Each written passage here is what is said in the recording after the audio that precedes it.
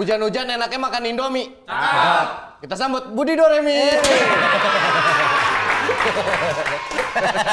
Maaf nih. Balas dong. Iya. Gua harus balas juga. Oke. Ada duit beli tas Tumi. Ya, Kita sambut Budi Doremi. Depannya aja. Respect bro.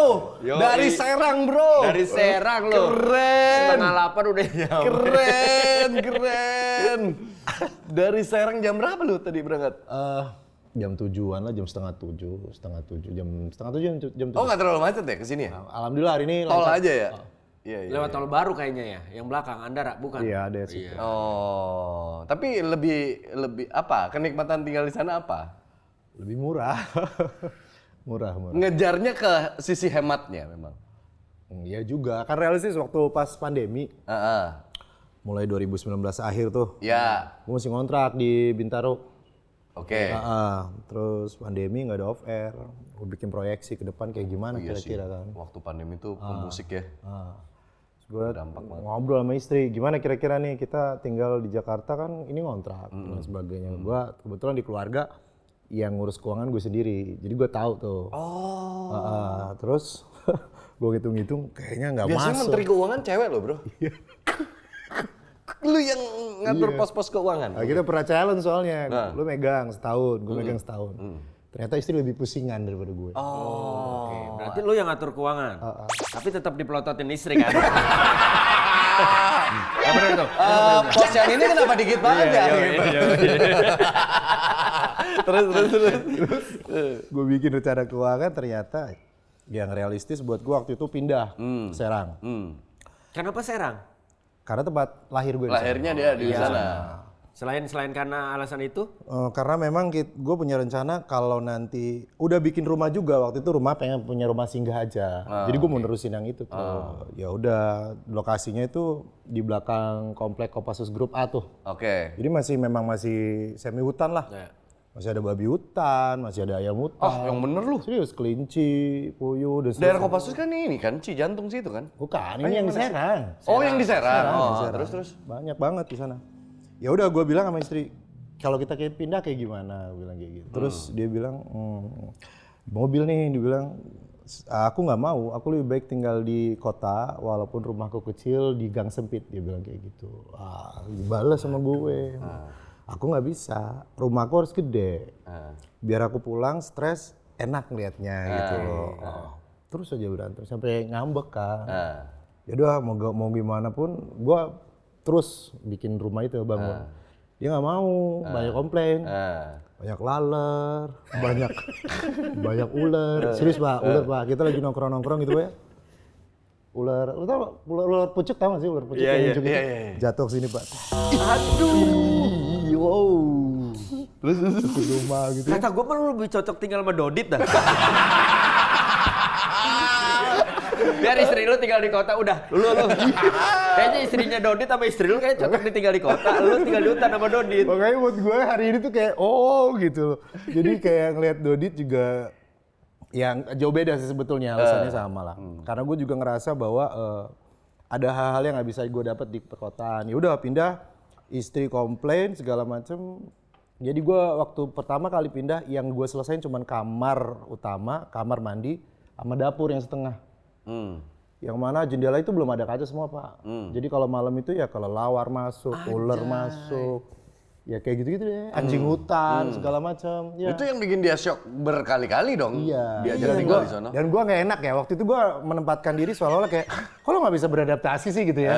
Lu yang keluar rumah, dia yang di rumah. Gila lu. Gue yang salah ya. Dia yang ngadepin anjing hutan, dia yang ngadepin babi hutan, sendiri lagi. Lu mah kerja. Iya. Terus gue bikin konsep kamar mandi itu outdoor. Kalau Dodit kan beneran outdoor, gue semi outdoor. Gue ngelihat referensinya kayak ini pak, kayak ada bugenville-nya gitu. Kayak ubud-ubud gitu lah. Iya, ubud-ubud kayak gitu kan, keren gitu, kamar mandi. Istri gue sebenarnya udah nggak suka. Lagi-lagi mungkin dia dikaruniai kesabaran ya, nurutin suaminya. Udah tuh, sebulan pertama pak, gue ngerasa kayak wah gue menyatu dengan alam nih. Gue ngeliat sambil BAB itu mandi, wah enak. Begitu nyampe setengah tahun, gue udah mulai ngerasain tuh nggak enaknya. Tiba-tiba di bathtub itu ada biawak lagi mandi. Anjing. Satu tuh. Anak gue kebetulan cepet adaptasi. Anak gue itu kan homeschooling. Jadi dia karena udah beradaptasi, yang ngambilin kayak gitu-gitu tuh anak gue. Oh berani dia? Kakak Banu itu biawak. Ambil dia sama tarik keluar. Itu malam pertama. Lanjut malam berikutnya Pak. Ular Pak lagi Pak. Jadi kalau gue masuk kamar mandi tuh ngeliatin atas dulu Pak. Anjir, ini ular. Terus kodok beracun tau kan? Tahu. Kayak gitu tuh. Jadi kodoknya tuh nempel di shower. Gue nggak berani, gue biarin aja. Jadi gue, tapi tetap Instagram story menyatu dengan alam.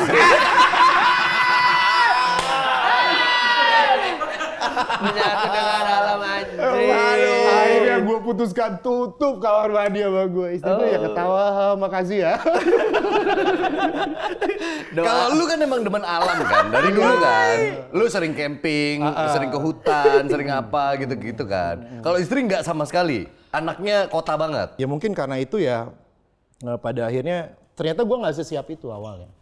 Oh. Walaupun gue emang lahir di Serang, di perkampungan, namanya desanya Pelamunan lah. Ternyata begitu gue dewasa, segala macam, punya anak, punya istri, gue nggak siap dengan itu. Yang paling gak enak emang biawak sama ular sih. Gue pikir lu pindah ke sana itu selain karena alasan di sana lebih murah, lebih mudah ngelola hidup. Gue pikir memang karena dasar lu, gue seniman, gue butuh sesuatu yang bikin gue tenang supaya inspirasinya jalan terus. Ternyata enggak ya. Tanpa sadar, sebenarnya ke situ juga arahnya. Tapi waktu itu karena gue ngerasa kayaknya gue harus preventif sama kondisi ekonomi pas COVID. Gue nggak bisa selalu maksain itu semuanya. Kalau emang nggak bisa ya gue mundur dulu deh. Nah ternyata seiring berjalannya waktu, ternyata gue adaptif. Istri jauh lebih beradaptasi malah. Jadi singkat cerita istri gue malah sekarang punya peternakan sendiri. Dia punya kebun tanaman hias sendiri. Dia punya ternak ayam, ternak bebek, ternak kambing, ternak burung puyuh. Keren. Anjir. Iya. Dia sampai surplus loh burung puyuhnya. Oh iya? Dia jualan telur puyuh. Jualan-jualan ke tetangga laku, ke tukang sayur keliling laku. Sampai stoknya tuh berlebihan. Jadi akhirnya digratisin ditolak sama tetangga, masih ada yang kemarin Bu. Ya udah. Dia pernah nyembelih puyuh tuh 100 lebih pernah. Anjir. Kebanyakan sampai di freezerin. Anjir. Butuh berapa lama dia adaptasi?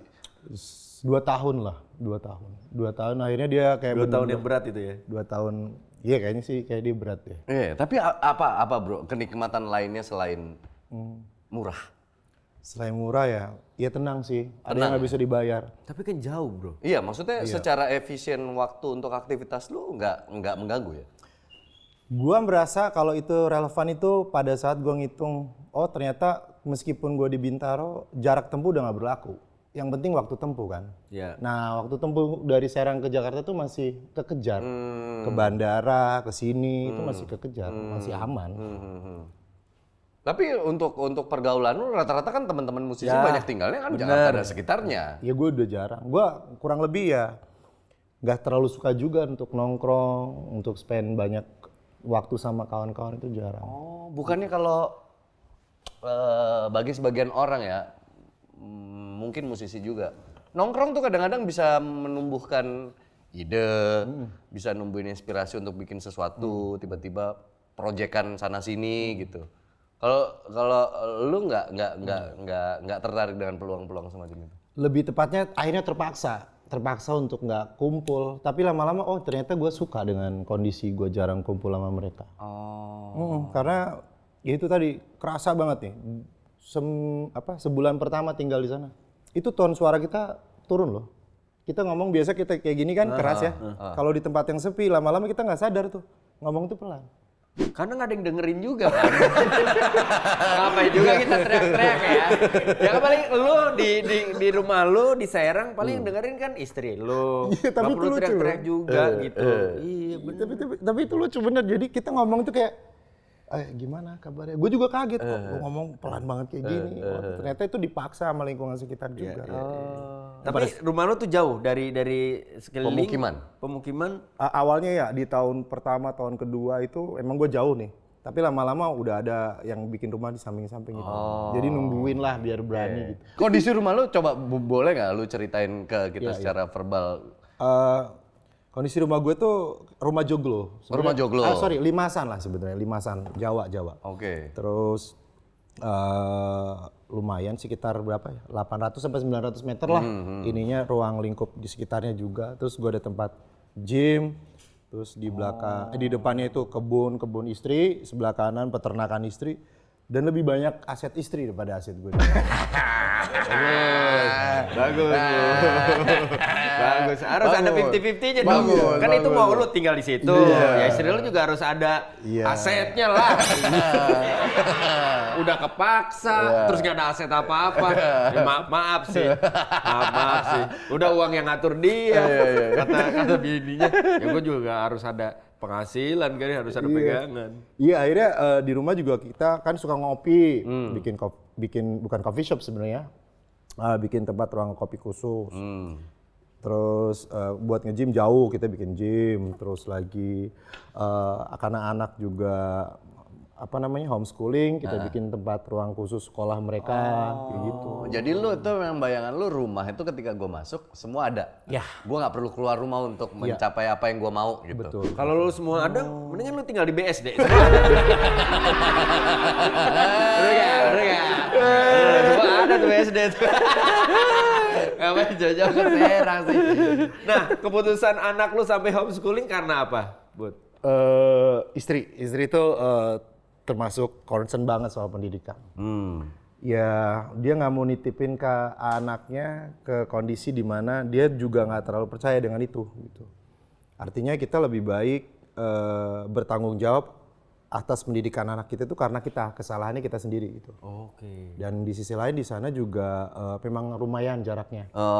Ya udah kita putusin ngambil kurikulum internasional, terus kita gabung salah satu institusi atau wadah pendidikan kurikulum bebas gitu di Salatiga. Ya udah kita jalanin sehari belajar 1 sampai 2 jam kayak gitu di rumah. Berarti istri jadi full time mom buat anak-anak? Iya, full time mom, full time farmer ya kayak gitu. Iya. Tapi lu kadang-kadang suka dilema nggak jadi seorang bapak?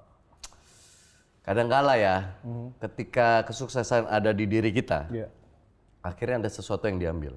Iya. Waktu. Betul. Waktu itu. Lu kan belakangan ini karya lu meledak. Alhamdulillah. Meledak. Wah, view-nya sih sampai pendengar lu sampai 200 juta ya. Nggak salah kan? Iya kan?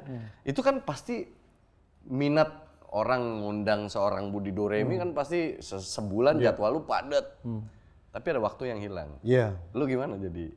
Gue sedih Pak itu. Kita punya cita-cita itu kan seolah-olah pasti semua ini sempurna nih. Kalau gue punya duit, gue punya kerjaan yang bagus, pasti juga gue punya waktu yang banyak. Ternyata enggak, waktu itu habis.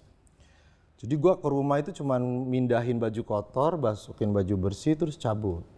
Nah, dilemanya sama anak. Kalau istri kan ngerti ya, karena sebelumnya kita tahu rasanya melarat, jadi kita support satu sama lain gitu.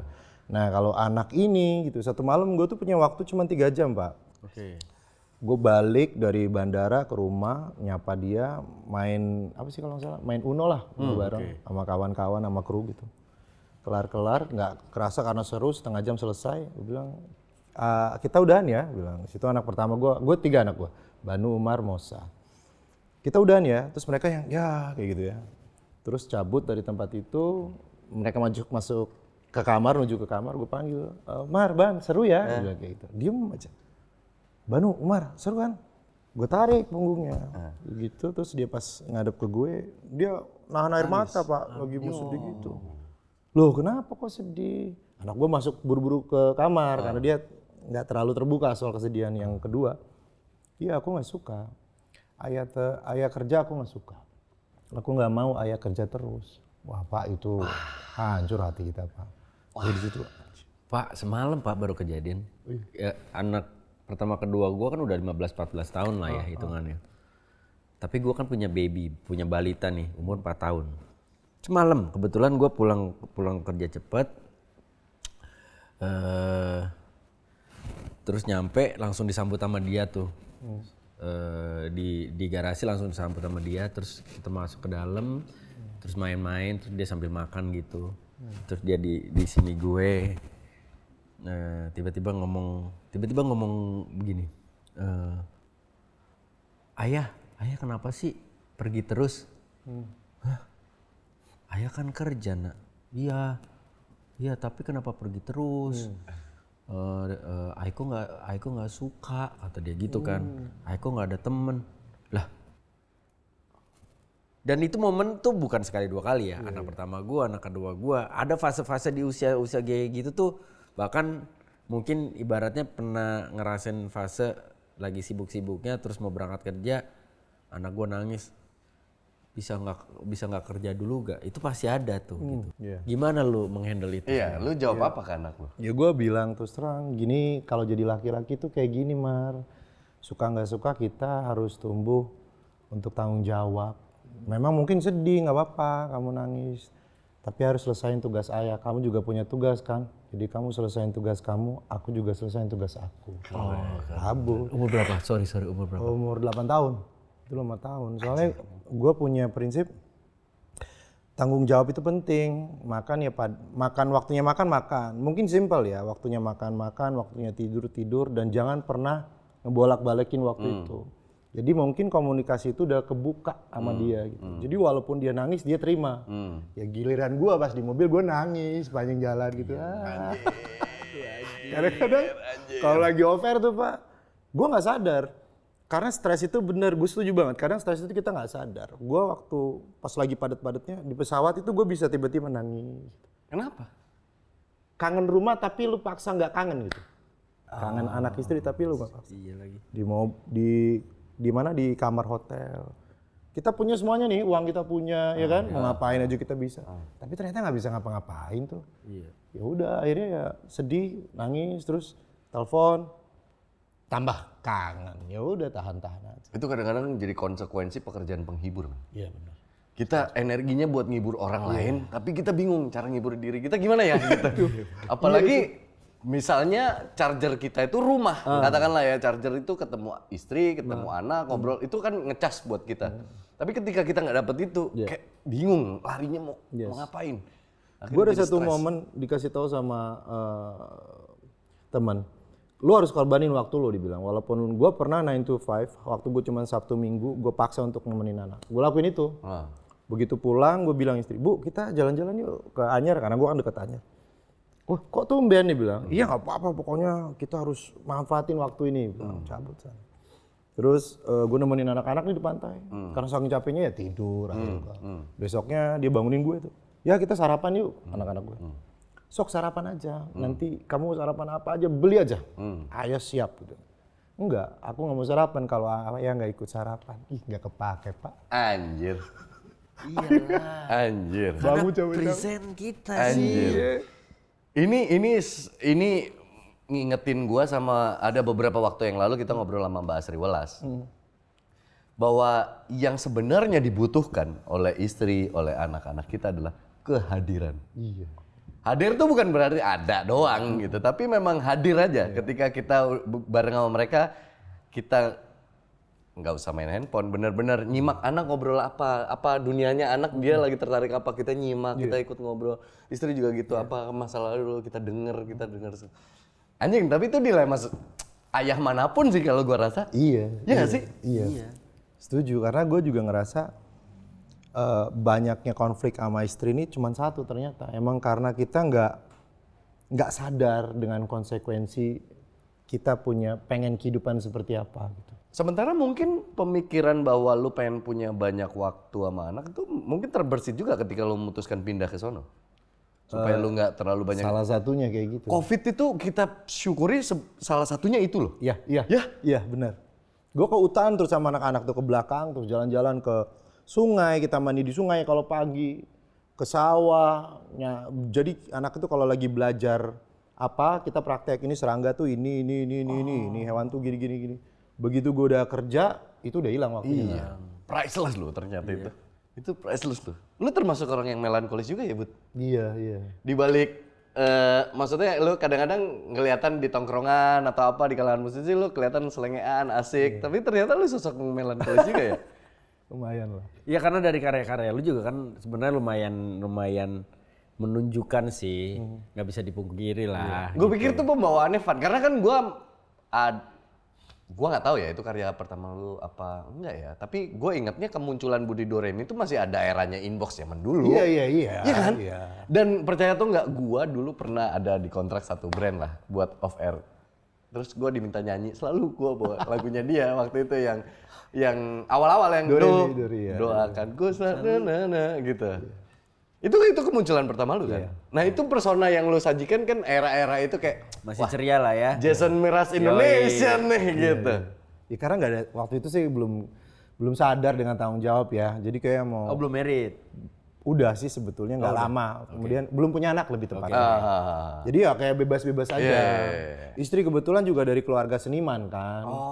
Jadi kita punya prinsip itu hidup itu harus bla bla bla bla. Ternyata enggak. Harus serius. Ya. Ditambah realita. Orang sebelum mulai aja. Kayaknya seru nih. Tadi siapa yang ngomong gitu? Makasih ya udah diundang Budinya gitu. Gue bilang, iya. Kayaknya seru nih ngobrol sama Budi nih, tawa-tawa. Tapi ternyata enggak. Enggak maksudnya lu melankolis. melo juga Ternyata lu obrolannya gitu. dalam, melihat hidup tuh dalam gitu. Gue pikir kan ada orang yang easy going gitu. Ternyata lu sedalam itu gitu. Iya orang gimana tuh Pak namanya punya anak 3 kan ya. Iya. Kita pada akhirnya ya nggak cuma mikirin bagaimana dia sekolah doang. Kan? Iya. Gimana mereka ngelihat kita itu kan bagaimana nanti dewasa dia ngadepin hidup. Tapi lu hari ini adalah impian lu di masa kecil apa enggak? Iya. Oh. Hampir semua cita-cita gue udah terkabul lah sama Allah. Oh. Dulu waktu zaman kita kecil kan kelihatannya wah coba hidup nanti gedenya kayak gitu pasti hidupnya menyenangkan. Ternyata pas begitu nyampe ya seneng sih. Iya, tapi cita-citanya tercapai. Tapi berikut juga dengan pusingnya gitu kan. Iya. Gue setuju tuh karena begitu lo naik di level tertentu pasti tanggung jawab juga naik gitu. Dan gue berusaha untuk ya udahlah kalau emang harus kayak gitu gue jalanin gitu. Begitupun ngadepin anak-anak gue yang demandnya tinggi sama waktu gue gitu. Ya udah gue harus korbanin itu terus menerus. Iya. Lu dulu cita-cita masa kecil emang jadi penyanyi? Ya. Karena siapa? Karena lihat siapa? Karena bokap salah satunya. Terus karena lingkungan juga. Oh. Dan emang dari kecil emang udah diarahin, Bud? Iya sih. Di apa namanya disupport sama bokap sama nyokap. Oh, anak-anak lu udah mulai kelihatan potensi-potensi di situ? Enggak, alhamdulillah enggak ada. Kenapa? Enggak tahu ya, gue nggak ngerti deh. Tapi lu nggak melarang kan? Enggak, gue nggak ngelarang. Bahkan gue hati-hati. Karena Kemal tuh pernah bilang, kalau semakin lu paksa dia untuk ngikutin apa yang lu suka, semakin dia jauh sama lu. Jauh betul. Jadi gue nggak mau tuh maksa-maksain. Walaupun gue kursusin keyboard gitu ya. Kalau lagi nggak mau, ya udah nggak usah, biarin aja gitu. Feeling gua sih anak-anak lu kayaknya ternak puyuh. Kayak lebih obses sama binatang ya dia. Yang lu gak sadar lu kan taunya istri lu nih yang punya itu semua. Padahal anak-anak lu yang ngejalanin tuh.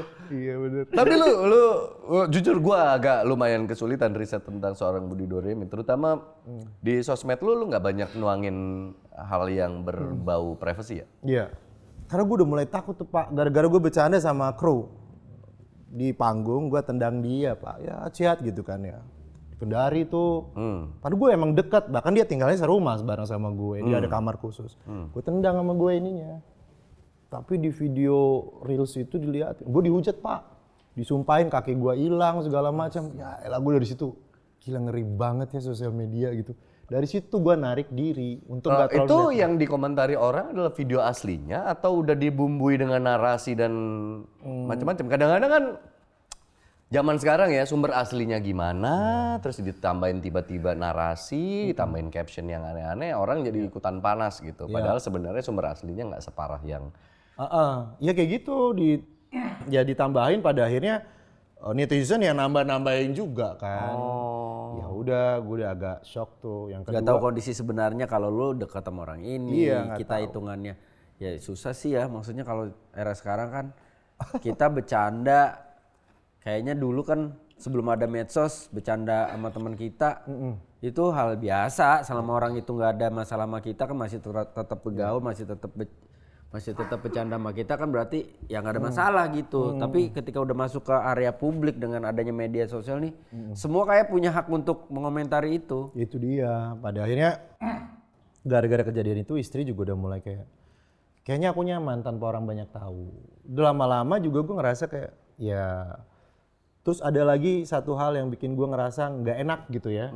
Misalnya gue ngeliatin gue makan mewah nih, tapi ternyata di sebelah sana lagi kejadian hal yang buruk, lagi musik segala macem.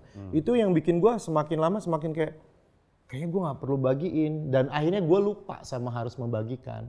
Sedangkan gue punya kewajiban dari kantor harus promosi, harus ngasih tahu kehidupan gue yang gue udah pilih untuk diliatin. Karena itu part of industri sekarang gitu, karena lu harus mengenalkan Budi Doremi itu klub bola favoritnya apa, hobinya apa. Lu harus mengenalkan diri lu ke dunia supaya dunia tahu tentang lu kan gitu kan eranya sekarang kan. Iya kayak gitu. Nah lu gimana tuh? Iya, maksudnya lu yang pusing ya kantor karena gue selalu diingetin terus. Ya udah gue coba video-videoin segala macam, tapi akhirnya nggak menjadi semenarik itu. Karena gue ngelakuinnya karena Feelnya nggak ada. iya karena apa adanya aja.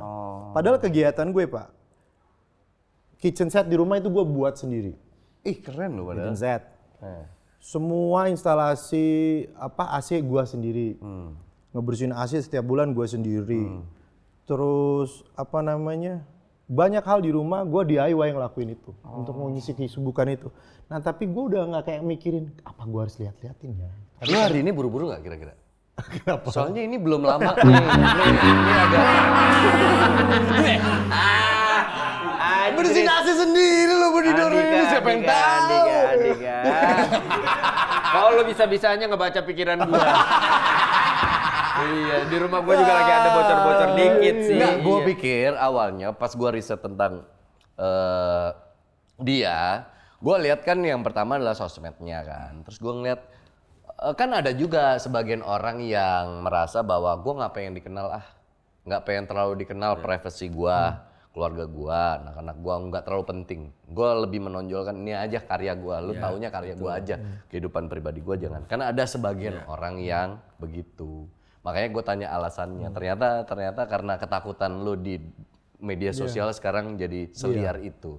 Kadang-kadang kan momen let's say gini, momen sama pasangan deh gitu. Momen sama pasangan. Entah anniversary, entah ada momen spesial apa. Kan kadang-kadang kita secara nggak sadar sekarang tuh jadi refleks. Kita foto yuk atau bikin video tentang momen ini and then di-upload. Untuk jadi sekedar bukan pamer ke orang tapi sekedar dokumentasi karena sosial media kan ya ini rumah gue mau taruh apapun juga bebas-bebas aja. Tapi gue nggak melihat banyak itu postingan lu tentang. Itu yang ngejagain istri. Dia nggak rela kalau isi dalam rumah itu dilihat orang. Ya, gue nggak tahu tuh. Ini istri gue soalnya ada di sini ya, jadi gue nggak terlalu bebas ngomong. Ya kan nggak masalah juga. Sorry. Ini kan gue juga nggak mau bintang tamu berasa nggak nyaman ya. Iya. Ya nggak apa-apa. Ini ide dari gue aja. Apa kita minta keluar aja? Jangan Pak. Enggak, lu nya. Dari istri lu yang di sini. Istri lu lebih nyaman deh. Tapi ini kayak kita belum pernah bahas ngobrol di WA deh. Pembahasan tentang media sosial yang ada hubungannya sama keluarga juga.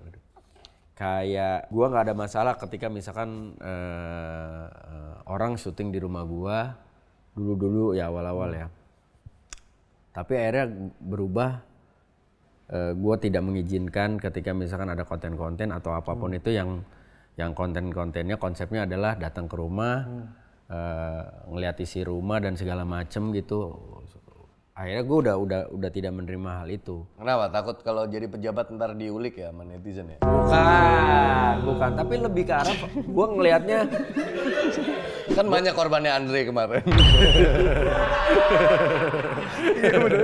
Iya juga sih. Iya, emang Andre tuh sebenarnya mata-mata dia. Cuma gue lebih ke arah faktor gue sekarang tuh faktor keamanan. Ya. Iya, gue juga kurang lebih kayak begitu. Kalau soal keamanan di rumah belakang gue itu pagernya pendek, Pak. Jadi maling itu pernah masuk cuman lewat satu lompatan gitu doang, dia ngambil burung murai. Terus Ke rumah lu? Iya. Berapa kali? 2 apa 3 kali kemasukan maling. Yang diambil masih ekonomis lah, alhamdulillah. Yang diambil itu tabung gas, burung murai, rokok gitu. Uang-uang receh yang geletakan tuh diambil. Kalau soal masalah itu oke, gue takut gitu. Tapi nggak tahu kenapa, tapi kalau soal masalah komen orang, persepsi orang itu gue Lebih takut? lebih ngeri sama itu gitu. Karena bagaimanapun gue setuju sih sama omongan Gus Bah. Kita hidup emang di era dimana fitnah itu emang luar biasa. Iya. Dan sikap pasif itu adalah satu-satunya sikap yang paling benar yang ada di zaman ini. Makanya gue bersikap untuk kayaknya gue nggak mau itu bukan karena hal-hal yang lain. Ini ngomongin tentang keselamatan gitu. Soalnya dilema sih kalau urusan kayak gitu. Lu ada TikTok gak? Ada. Tetap ada. Iya, tapi kan nggak terlalu aktif lah di situ. Oh, hanya untuk tools bahwa lu punya gitu. Iya. Iya. Nggak gini-gini ya Butnya. Baru di belakang tadi bilang, gue lihat ada brief kita nanti promo ini Kak, promonya. Ada joget-joget, gue bilang nggak usah sih joget-joget. Bisa bilang. Bukan apa-apa. Enggak kan emang gue udah dihubungin sama Ella kan timnya Budi Doremi kan. Kak nanti kita ini ya barter ya. Nanti apa namanya bikin konten buat promo singlenya juga. Terus dikirimin tuh linknya tuh. TikTok kalau nggak salah gue buka. Teng. Nah, pokoknya dia bilangnya nanti ada sesi tanya jawab cepat. Tapi dikirimin lah link TikTok. Teng. Terus, Gini-gini. iya yang joget-joget. Terus gue bilang gini, ini nggak salah kirim Kak? Enggak, ntar bikin juga. Bikin juga yang kayak begini, iya. Oh oke. Budi mau nih, gue bilang dalam hati gue gitu ya. Dalam hati gue gitu ya. Tapi gue bilang, oh ya udah, maksudnya karena ya kita kan saling support lah ya. Lu udah mau datang ke sini. Terus gue juga gue bilang, oh ya udah ikut aja gue bilang gitu. Tapi iya, gua nggak bisa menampik. Gua orangnya anti TikTok banget sih. Gua anti TikTok. Sampai akhirnya ya gimana ya pekerjaan gua sekarang, gua harus meriset bahwa kadang-kadang tamu-tamu gua adalah orang-orang yang viral di TikTok atau apa. Kalau gua nggak punya aplikasinya, kan gua nggak bisa cek orangnya yang mana gitu kan. Sampai akhirnya gua menurunkan ego gua. Oke, gua download TikTok sampai dicekin sama anak gua. Papa punya TikTok sekarang. Iya, tapi nggak ada isinya, cuman buat ngeliat-ngeliat gitu aja. Ada cuma di hide. Ternyata ada gini-gini juga. Sama juga, iya. Enggak, menurut gua cringe saja. Meskipun sekarang TikTok udah maju ya, maksudnya isinya nggak cuman sekedar gini-ginian doang, tapi menurut gua kayaknya ini salah satu tools yang gua nggak perlu deh gitu. Kan nggak semua zaman kita ikutin intinya gitu. Tapi secara algoritma ya gua ada TikTok lah. Dia pernah TikTok live di ruangan makeup, anjing geli banget gua. Iseng aja. Geli banget gua. Kayak iya, ini lagi mau persiapan sih. Iya.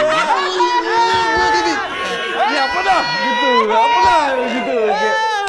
Karena kan gua maksudnya gini, gua lagi makasih mawarnya. Iya.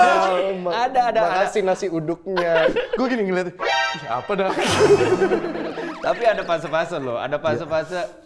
Ada jujur ya, maksudnya kadang-kadang kita ngeluarin kaki kita gitu dari mobil gitu. Padahal kan nggak aman gitu menurut kita ya, tapi kita terpaksa harus ngeluarin itu supaya kaki kita kena angin biar nggak gerah, misalkan itu mobil kita nggak AC. Ada orang di mobil ngeluarin kaki, mana ada? Tapi dia Gini, yang mana gini? mencoba puitis. Iya, mencoba punya. Gua mencoba jadi Budi Doremi, tapi ternyata tolol gitu. Analoginya nggak masuk, Mas. Iya, intinya maksudnya gini. Karena Angkot kali ya. Gua akun TikTok gua misalkan gitu, akun TikTok gua. sama nggak aktif, Bud. Kadang-kadang secara algoritma gini, bikin konten yang benar-benar serius, penontonnya biasa aja, komentarnya biasa aja. Terus tiba-tiba ada satu momen nih, gue lagi main golf, terus lagi nunggu mukul selanjutnya, duduk di rumput, terus pakai audio yang udah ada waktu itu, audio apa ya, apa soal panci, apa-apa gitu, hutang nu, pikirin. Terus ada lagu Isdalia, disambung lagu Isdalia, gue lupa deh pokoknya. Terus muka gue di filternya berjenggot gitu, gitu, udah gitu doang. Gue nggak bikin maksudnya gue nggak bikin konsepnya apa segala macem. Rame pak, rame. Ya rame itu yang bikin nyandu. Nah iya, tapi untungnya gue nggak nyandu sih. Untungnya gue nggak nyandu. Mungkin nyandunya, apa gue bikin lagi ya? Tapi setelah itu gue males gitu. Bahkan di TikTok gue misalkan, anak gue udah mulai punya medsos misalkan, udah punya TikTok gitu. Ayah bikin yuk. Ada yang lu Anak gua joget gemulai banget, lebih gemulai dari anak lu, gue nonton. Gak usah dijelasin. Ada. Gesturnya itu bagus. Cuma itu Bapaknya ngondek tuh gitu. Gak ada komentar gitu. Nah itu lebih ke arah mengakomodir, mencoba untuk mengambil di titik tengah bahwa gue tidak bisa menutup mata.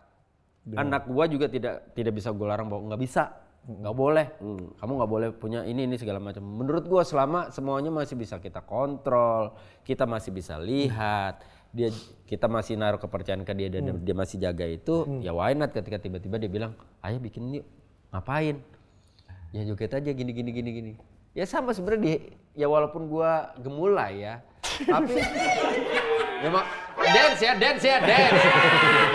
Walaupun badan gua gemulai, tapi maksud gua yang ada di sini, gue juga sama punya pemikiran, kayaknya pengen dia bikin konten yang benar-benar dipikirin konsepnya, nggak cuma sekedar joget-joget doang. Tapi ketika, anak gue ya memang areanya masih di scope itu ya, karena mungkin buat dia medsos ini cuma buat seneng-seneng doang, bukan yang gue fokus bikin konten serius segala macam terus menghasilkan. Enggak, dia pengen ya seusianya dia aja gitu. Ya gue cuma pengen jadi ayah yang baik, ayo. Bini lu gak pernah ngajak TikTok kan? Enggak. Kalau misalnya ada brand nih, katakanlah Orek nih. Ya. Tapi Mas Budi, saya punya 500 juta nih. Ya. Tapi Mas Budi harus no gitu dia.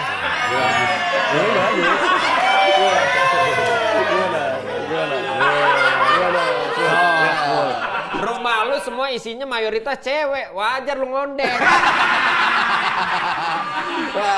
makanya gue punya anak cowok memang satu, tapi kan security cowok, sopir gue cowok. Makanya ada salah satu penonton bayaran gue suruh nginep di rumah biar balance, biar cewek cowoknya balance. Gitu. Gimana kalau ada tawaran gimana kayak tuh? gitu? Ya nggak masalah. Nggak sih, masalah. nggak masalah. Oh fleksibel ya. Fleksibel. Karena ya maksudnya gue nggak terlalu. Tapi kan di Realistis Budi lah ya. Doremi di stage kan cool, men. Bawa. Iya. Tapi kan itu tadi 500 juta. Realistis lah ya, realistis. Makanya benar. Berarti nggak terlalu peduli. Image. Bodo amat lah gitu ya. Iya. Tapi ya pasti ada beberapa hal dipertimbangkan. Gitu. Cuman emang kalau gue tuh suka loh gitu ngurusin uang tuh gue suka. Ngurusin keuangan tuh gue suka. Jadi kalau ada tawaran kayak gitu pasti gue ngitung gitu, lumayan. Sisanya ya realistis aja. Iya. Ya. Bener lah.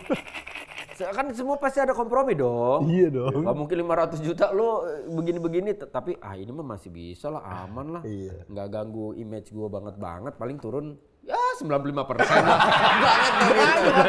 Banyak loh itu. Iya. Banyak Agak loh. sulit loh sekarang menolak tawaran-tawaran semacam itu tuh agak sulit ya. Iya. Karena kadang-kadang kita misalnya kita yang masih kerja di TV kadang-kadang program tersebut pengen promoin acaranya atau promoin episodenya. Lewat cara-cara kayak gitu kita udah mulai kesulitan untuk menolak. Dulu awal-awal mungkin apaan sih gua nggak bisa joget-joget kok. Tapi ya yang relevan dan kemakan orang sekarang yang begitu gitu. Emang zamannya ya. Iya, kalau kita nggak adaptif ntar kita yang kegiles sama zaman, kita ditinggal sama generasi yang sekarang. Itu bener itu yang diomongin kantor gue itu. Makanya yang di poin kedua tadi gue bilang nggak usah deh, kayak bilang. Terus Ella bilang ya udah deh nggak usah. Enggak tetep lah. Nggak jadi. Nggak mau gue. Oh, Poin dua gue mau ah. Malah dia. Aneh lu. Sama lu inget gak? Kita sama Budi Doremi tuh pernah FYP berapa hari gitu. Yang di Lapor Pak. Yang di Lapor Pak, ya. yang kita bikin lagu dadakan.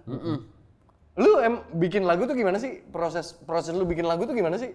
Kok kayaknya enak banget lu genjreng ngomong tuh jadi nada yang enak banget gitu.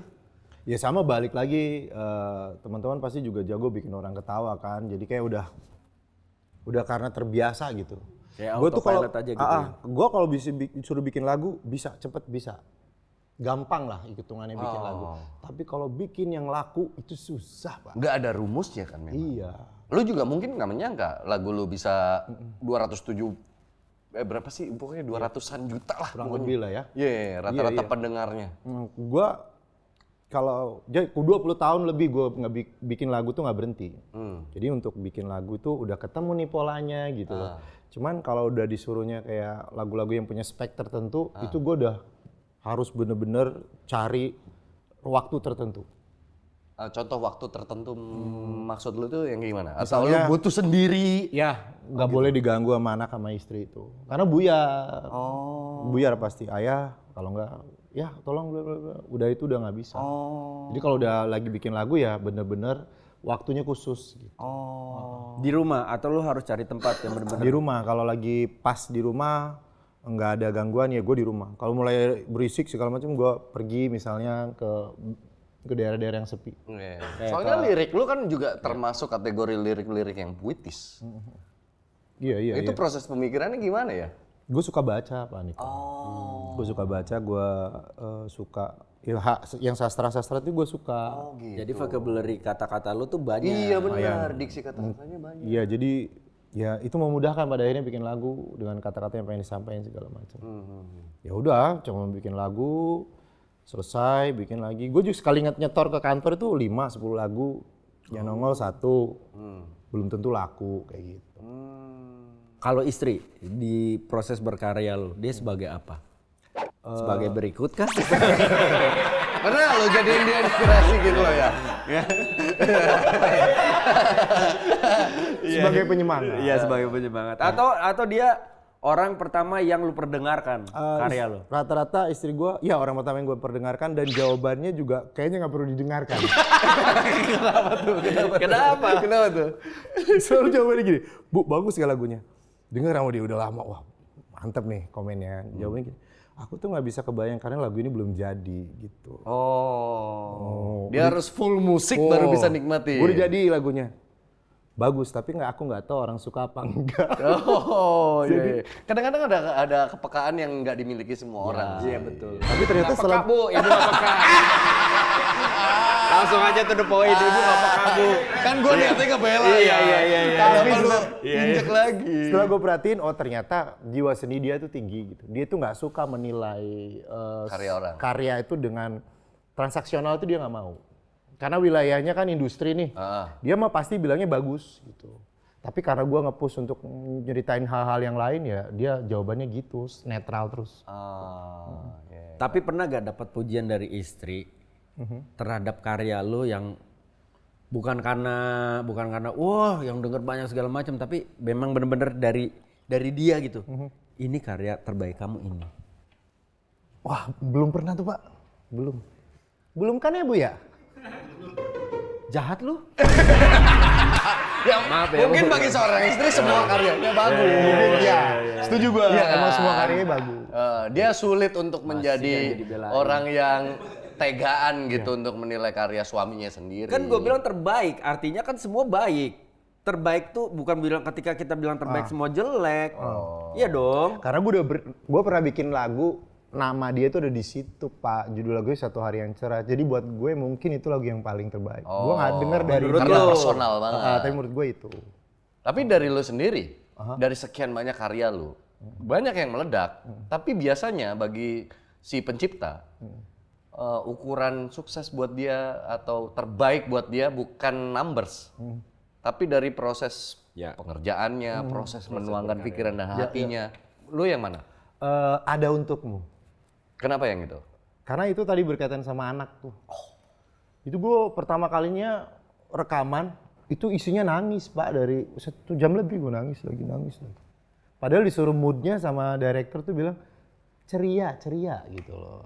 Nyampein rasa kehadiran kita tuh nggak perlu harus sedih gitu, harus seneng gitu. Nah, itu susah, sampai take 2 kali akhirnya. Hari itu nggak berhasil, nunggu hari berikutnya sampai enakan baru masuk lagi. Dan ternyata relevan ke banyak orang juga kan lagu itu. Alhamdulillah. Gila sih.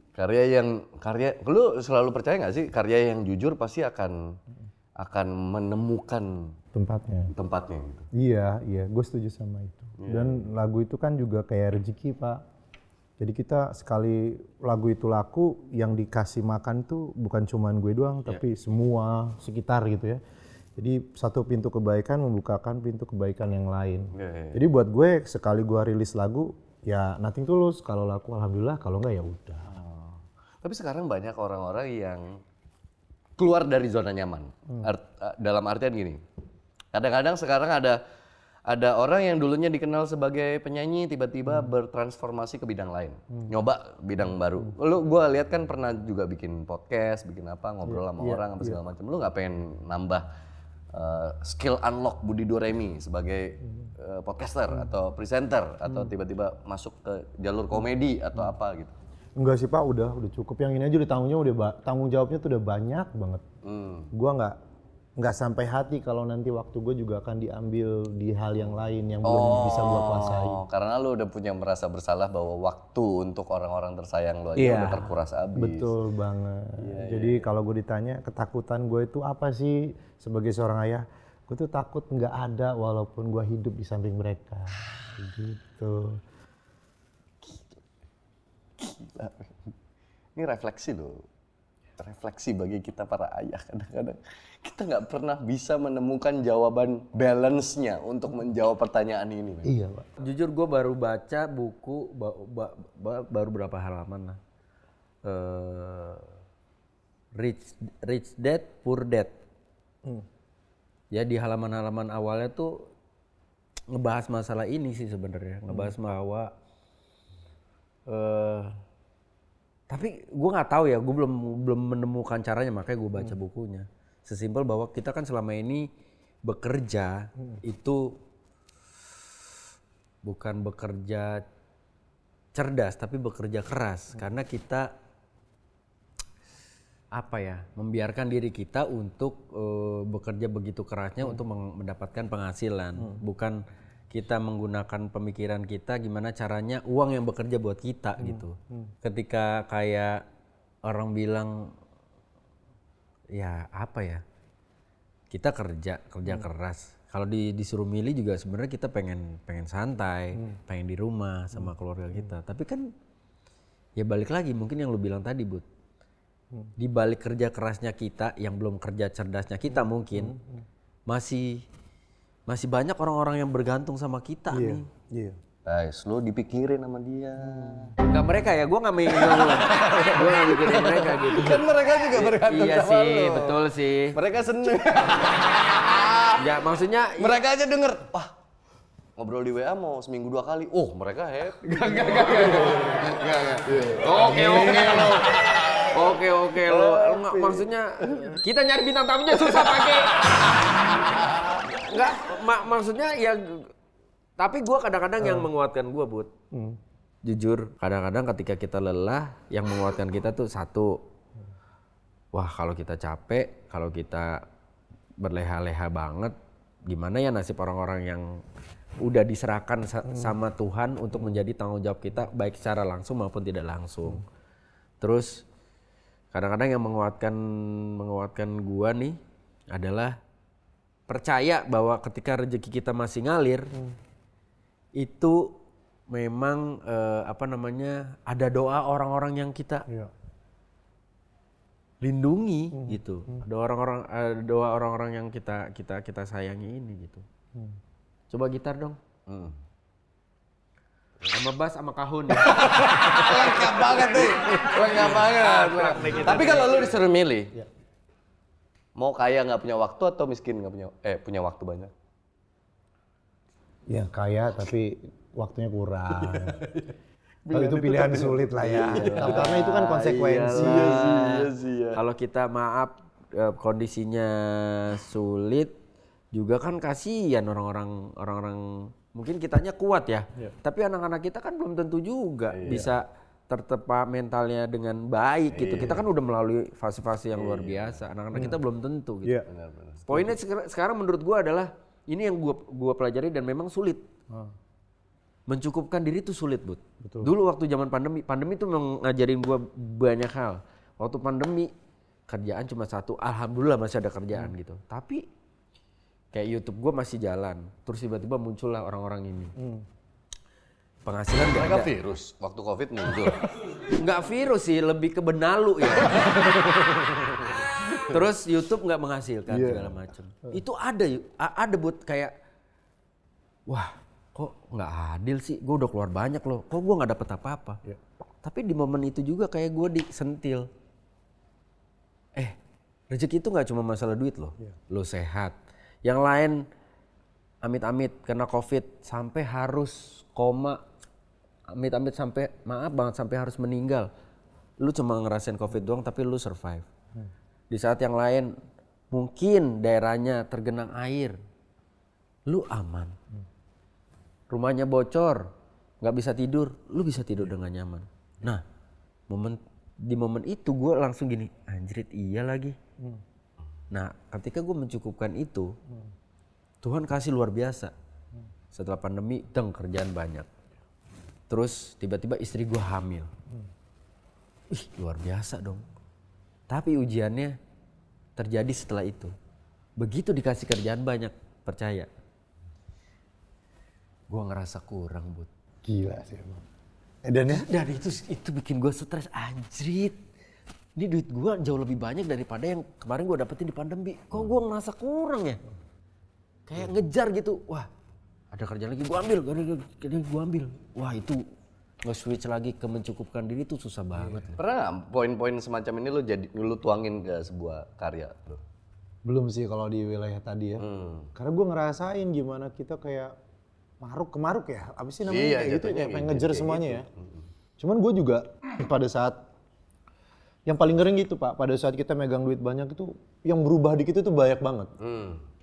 Merasa tercukupi itu kayak membuat kita kayak tahu banyak hal. Iya benar. Gua belajar satu hal, suksesnya kita di satu bidang, katakanlah ekonomi kita berhasil diperbaiki lah ya, settle.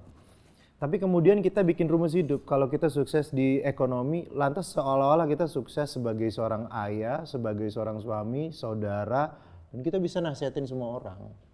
Di situ gue malu banget, pada akhirnya kayak, nggak deh, gue cuma sukses jadi penyanyi, gue nyanyi aja deh, udah selesai.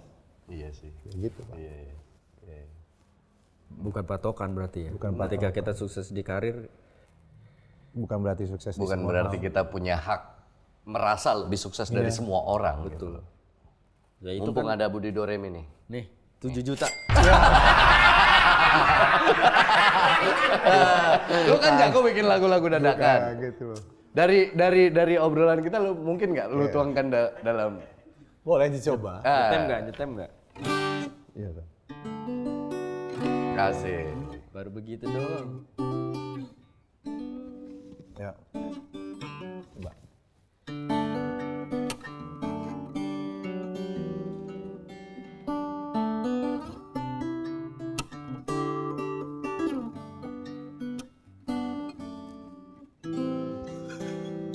Sambil mikir. Iya, nggak apa-apa.